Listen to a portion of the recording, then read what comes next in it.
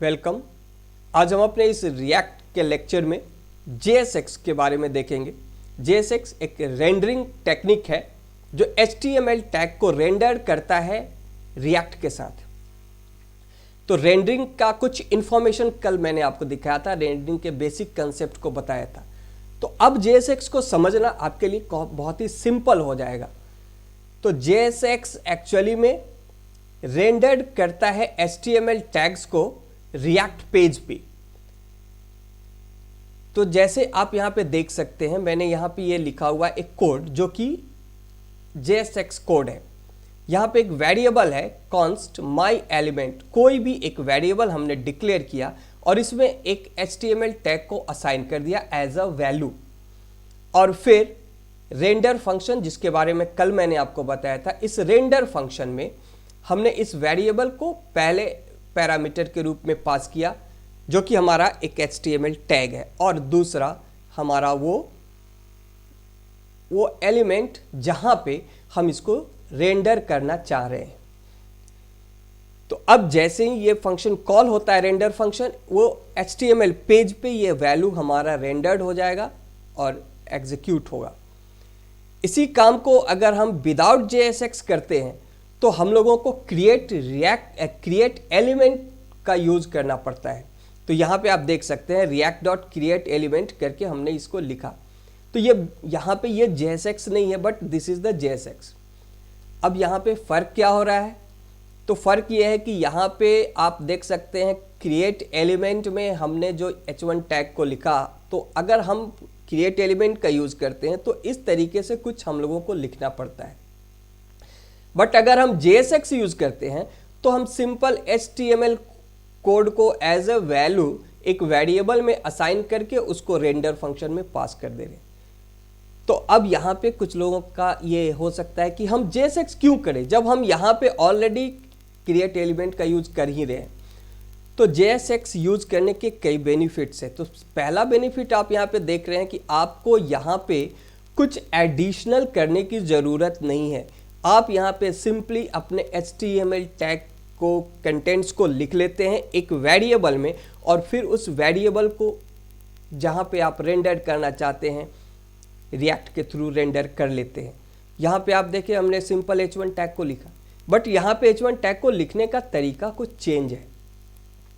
तो this is a very simple to write HTML। We know the HTML and we know how to display the HTML contents.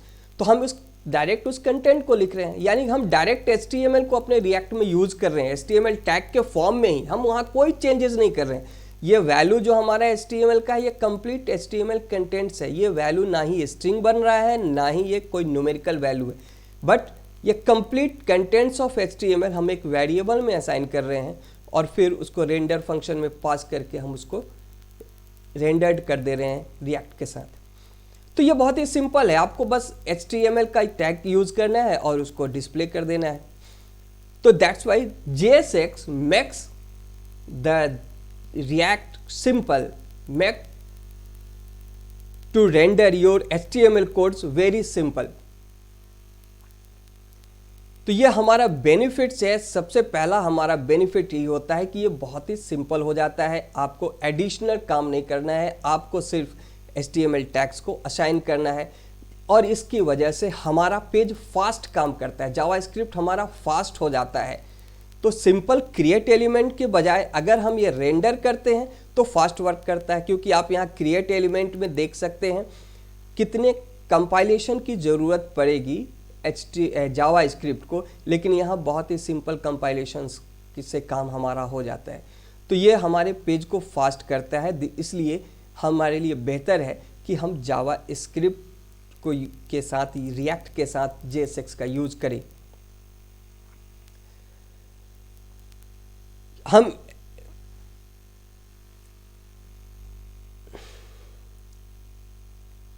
मैं आपको इसका एक execute करके इसको दिखाता हूँ। यहाँ पे हमारा ये लास्ट ऐप है जो हमने क्रिएट किया था। इस ऐप में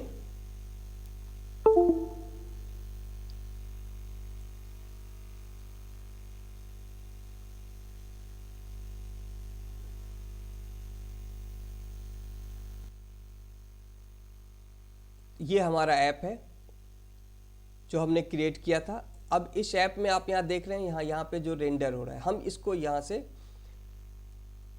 यहाँ पे देते हैं कॉन्स्ट। हम कोई भी वेरिएबल लेते हैं, एलिमेंट, हमने एक वेरिएबल लिया और यहाँ पे हम एक टैग दे रहे हैं अपना h1 टैग।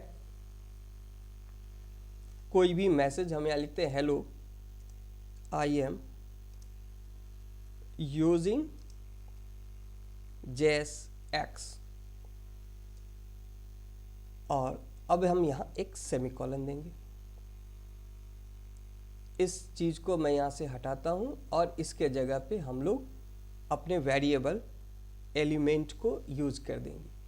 अब ये हमारा एलिमेंट यहाँ आ गया। अब हम इस फाइल को सेव कर लेते हैं। सेव होने के बाद इसमें किसी भी तरह का कोई एरर नहीं है। अब आप इसको ब्राउज़र पे देख सकते हैं।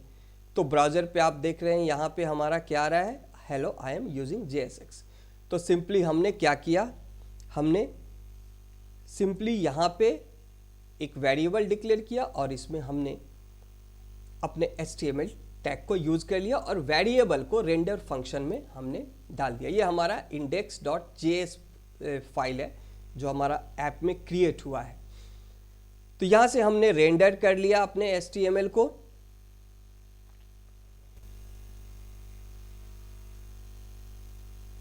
तो ये सिंपल है, सिंपली हमारा काम होता है।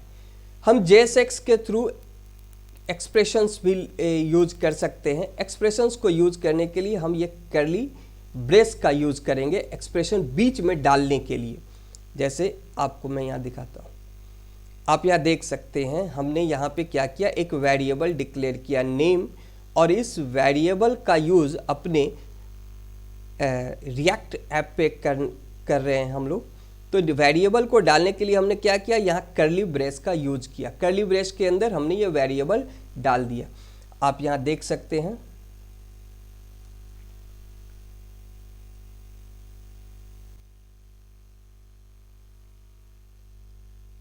हम यहाँ एक वेरिएबल लिखते हैं, कोई भी वेरिएबल कॉन्स्ट str, मैं इसको str ही दे देता हूँ और यहाँ पे मैं नाम दे देता हूँ रेस इट। तो ये हमारा स्ट्रिंग वेरिएबल है हेलो और यहाँ पे हम अपने उस वेरिएबल को कर्ली ब्रेस के अंदर str को पास कर देते हैं। तो सिंपली हमने वेरिएबल डिक्लेयर किया है, हमारा ये एक्सप्रेशन है जिसको हम यूज़ कर रहे हैं अपने इस रिएक्ट कोड में। अब इसका आउटपुट आप ब्राउज़र पे देख सकते हैं, हेलो रेसिट। तो ये हमारा डिस्प्ले, हम एक्सप्रेशंस का यूज़ कर सकते हैं यहाँ पे इस तरीके से।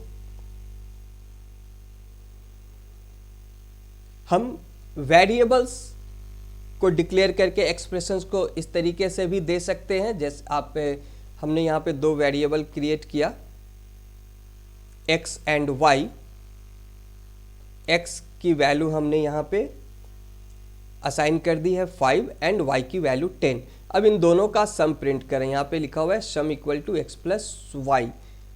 तो इसको भी आप एग्जाम्पल में देख सकते हैं। यहाँ पे मैं दो वेरिएबल क्रिएट करता हूँ, let x equal 5 and let y equal 10। और अगर मैं इसकी सम प्रिंट करना चाहता हूँ तो हम लोग यहाँ पे मैसेज दे देते हैं सम इक्वल, और यहाँ पे अपना अरिथमेटिकल ऑपरेशन हम यहाँ पे कर देते हैं x प्लस y। तो ये हम इस फाइल को सेव करेंगे और अब ब्राउज़र पे आप इसका आउटपुट देख सकते हैं।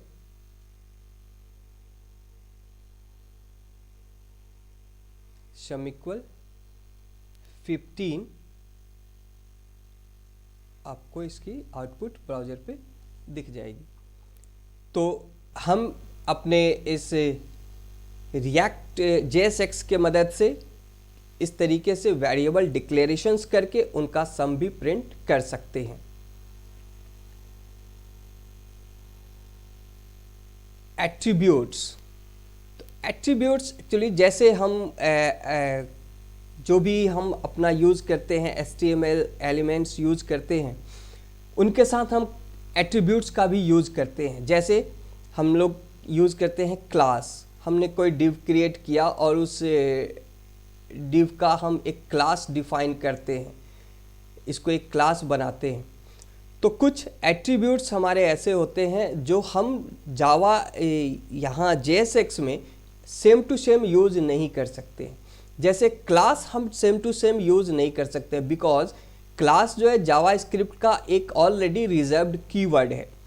क्लास नाम से हम क्लास डिफाइन करते हैं बिकॉज जावा स्क्रिप्ट एक ऑब्जेक्ट ओरिएंटेड प्रोग्रामिंग कंसेप्ट है। तो प्रोग्रामिंग ऑब्जेक्ट ओरिएंटेड में क्लास डिफाइन होते हैं, तो जावा स्क्रिप्ट में भी हम ऑलरेडी क्लास डिफाइन करते हैं और वहाँ पे क्लास ऑलरेडी एक कीवर्ड डिफाइंड है पहले से। अगर हम वहाँ पे एट्रीब्यूट के रूप में अगर यूज़ करते हैं, क्योंकि हम HTML डायरेक्ट लिखते हैं यहाँ पे, जैसा अभी आपने देखा कि हम डायरेक्ट HTML टैग्स को लिखते हैं, तो अगर हम डायरेक्ट क्लास लिखेंगे तो वो यहाँ पे एरर होगा, क्योंकि जावा स्क्रिप्ट उसको एज अ क्लास ट्रीट करेगा, क्लास कीवर्ड। तो यहाँ पे थोड़ा सा चेंज कर लेते हैं। यहाँ पे क्या कर दिया गया है, क्लास के जगह पे उसका नाम दिया गया क्लास नेम, नेम में N कैपिटल लिखा जाएगा। अब हम उसको इस तरीके से यूज़ करेंगे, जैसे आप इस पेज में यहाँ देख सकते हैं H1 class name equal hello. अब क्लास के जगह पे H1 क्लास नेम लिखा गया और इसका नाम हो गया हेलो। और H2 डेटा सैंपल एट्रीब्यूट, हम सिंपली यहाँ पे सैंपल एट्रीब्यूट ना दे करके डेटा डैश सैंपल एट्रीब्यूट दे रहे हैं। तो एट्रीब्यूट्स जो हमारा होगा वो कुछ कुछ चेंजेज रहेगा, थोड़ा बहुत, धीरे धीरे उसके बारे में आपको आइडिया मिलता रहेगा। हम अपने इस इफ एल्स कंसेप्ट्स को भी यूज़ कर सकते हैं JSX में, और इफ एल्स को यूज़ करने का तरीका थोड़ा सा चेंज है। यहाँ पे हम लोगों को क्या करना है, जैसे हम लिखते हैं, हमने लिखा यहाँ पे दो variable const x equal to 5, const y equal to 15 and text equal to हमने यहाँ पे दिया ग्रेटेस्ट, ये प्लस सिंबल यूज़ होगा यहाँ पे, ये प्लस सिंबल। प्लस क्या करता है, ये इस स्ट्रिंग को इसके साथ कॉन्केट कर रहा है, जोड़ रहा है, तो x भी एज ए स्ट्रिंग यहाँ ट्रीट होगा। तो text equal to greatest plus x। और अब यहाँ पे हम इफ कंसेप्ट को यूज कर रहे हैं। If x is less than y, then अब ये हम कर्ली ब्रेस का यूज करेंगे और इसके अंदर हम इफ का जो भी स्टेटमेंट हम देना चाहते हैं। तो यहाँ पे हम टेक्स्ट में अब असाइन कर रहे हैं ग्रेटेस्ट प्लस y। अब इस टेक्स्ट को यहाँ पे कॉल कर रहे हैं, तो अगर ये कंडीशन ट्रू होगा तो ये वैल्यू इस टेक्स्ट में असाइन होगा और यहाँ पे हमको वही वैल्यू मिलेगा, ये वाला। अगर ये कंडीशन फॉल्स होगा तो इसमें यही वैल्यू रह जाएगा। तो पहला वैल्यू जो असाइन हो रहा है टेक्स्ट में वो हो रहा है ग्रेटेस्ट और x की वैल्यू। टेक्स्ट में पहला वैल्यू ये गया, ये वाला। और अगर ये कंडीशन ट्रू हो गया तो अब टेक्स्ट वेरिएबल में, टेक्स्ट वेरिएबल का डिक्लेरेशन दोबारा नहीं हो रहा है, टेक्स्ट वही वेरिएबल है, रीअसाइन हो रहा है एक नया वैल्यू।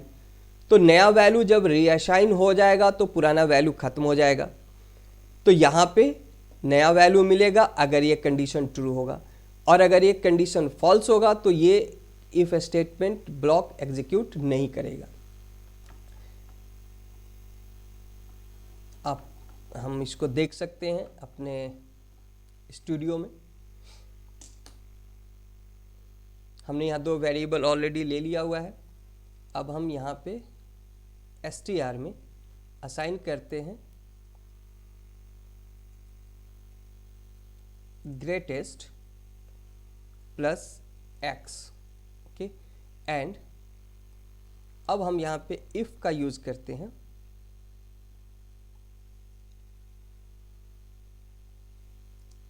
इफ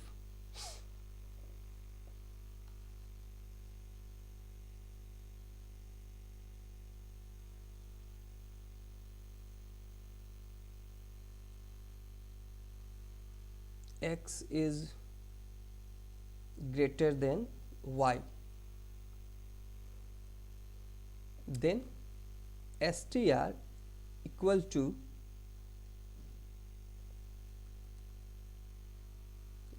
greatest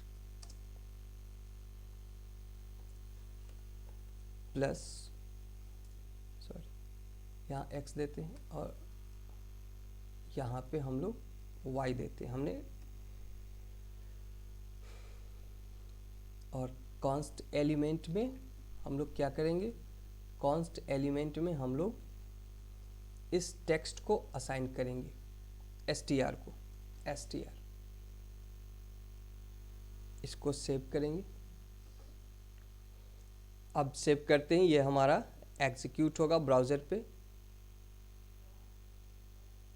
तो ये ब्राउज़र पे आप देख सकते हैं ग्रेटेस्ट 10, x की वैल्यू, जो भी वैल्यू ग्रेटेस्ट है वो आ रही है। तो अगर x की वैल्यू हम बढ़ा दें तो अब ये अभी क्या आया, हमारा ग्रेटेस्ट y का वैल्यू आया था, अब हमने x की वैल्यू को बढ़ा दिया, तो अब हमारा ग्रेटेस्ट, हमने y की वैल्यू को घटा दिया और x की वैल्यू को बढ़ा दिया, तो अब हमारा ग्रेटेस्ट क्या आएगा, ग्रेटेस्ट 15 आ जाएगा।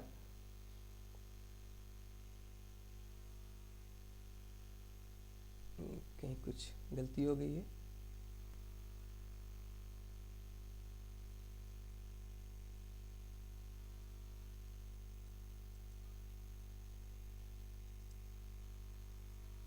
str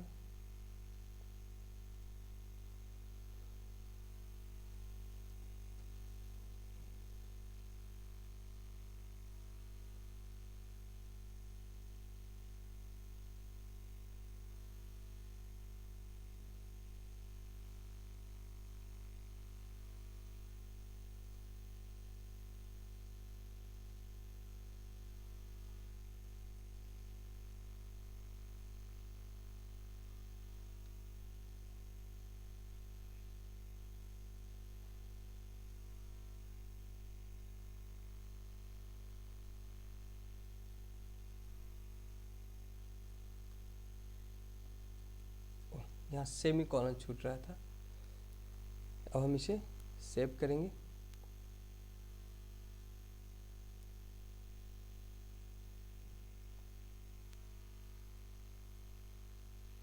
ओके,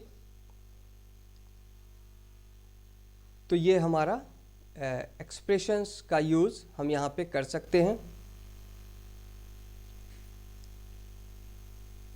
एक्सप्रेशंस को यूज़ करने का एक और तरीका है, हम टर्नरी स्टेटमेंट्स को यूज़ कर सकते हैं rather than if else. If else के बजाय हम टर्नरी का यूज़ कर सकते हैं। यहाँ पे आप यहाँ देख सकते हैं हमने लिखा h1 और इस कर्ली ब्रेस के अंदर में हमने टर्नरी का यूज़ किया, x is greater than y। 10 ternary operator हमारा ये होता है, इसके पहले हमारा कंडीशन होता है, यहाँ हमारा एक कंडीशन आता है, जो भी कंडीशन होगा उसके बाद ये वैल्यू 1 यहाँ देते हैं, कोलन के बाद हम वैल्यू 2 लिखते हैं। अगर ये कंडीशन ट्रू होता है तो ये वैल्यू 1 मिलता है रिजल्ट के रूप में, और अगर ये कंडीशन फॉल्स है तो ये वैल्यू 2 मिलेगा। तो यहाँ पे हमने एक कंडीशन लगाया x is greater than y। अगर ये कंडीशन ट्रू होगा तो ये ग्रेटेस्ट, ये x ये वाला वैल्यू जाएगा, वैल्यू 1 है ये। अगर ये कंडीशन फॉल्स हुआ देन ये वाला वैल्यू इधर जाएगा, हमारा प्रिंट होगा। तो यहाँ पे हमने इसको एलिमेंट में असाइन कर लिया और इसको रेंडर कर लिया। तो यह हमारा JSX का बेसिक कंसेप्ट है जो कि रेंडरिंग के लिए यूज़ होता है, HTML टैग को रेंडर करने के लिए।